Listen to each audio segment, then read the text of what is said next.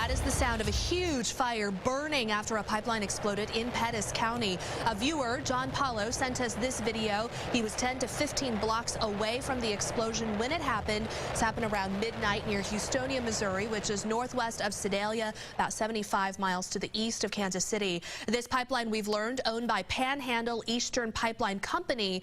The good news, though, nobody was hurt. Crews still working to try to get everything under control. Sarah Hollenbeck has been there all night long. She joins us live now from Pettis County with more. So, Sarah, what is the latest on trying to get this situation under control?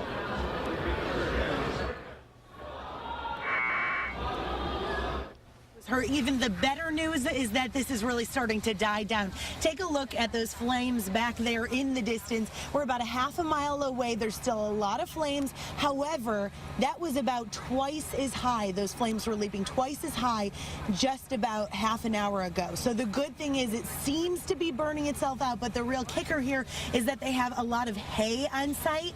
And so at the swine farm, that hay is really keeping those flames igniting. Now, the pipeline that ruptured, as you mentioned, is owned by Panhandle Eastern Pipeline Company, and this is all on a swine farm about a mile and a half northeast of Hughesville, Missouri. Right now, there are still 7 buildings that are on fire, and the farm owner's brother-in-law tells us that there were no hogs inside, just a lot of hay and also farm feed and all kinds of things that they use on that farm. Now, the initial explosion around midnight caught a lot of people in nearby towns, including Sedalia, by surprise. Many people we talked to said that they heard loud popping noises. They said that it sounded like their homes were on fire and shaking. They said it was very loud, and that they also saw huge flames that were shooting into the air. Now, Pettis County Sheriff deputies said that they initially evacuated a 3-mile radius, but now they still have only a half-mile area still evacuated. And this is a very rural area, so the good news out here today is that not too many people were affected by this,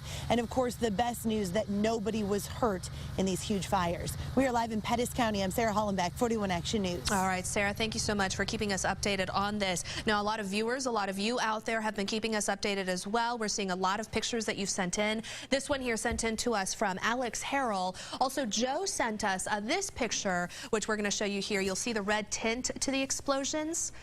We may not have that picture, but you can see, there it is. You can see a lot more photos that viewers have sent in to us, along with Sarah, who arrived on the scene shortly after this happened. We have the photos and updates on our website at KSHB.com.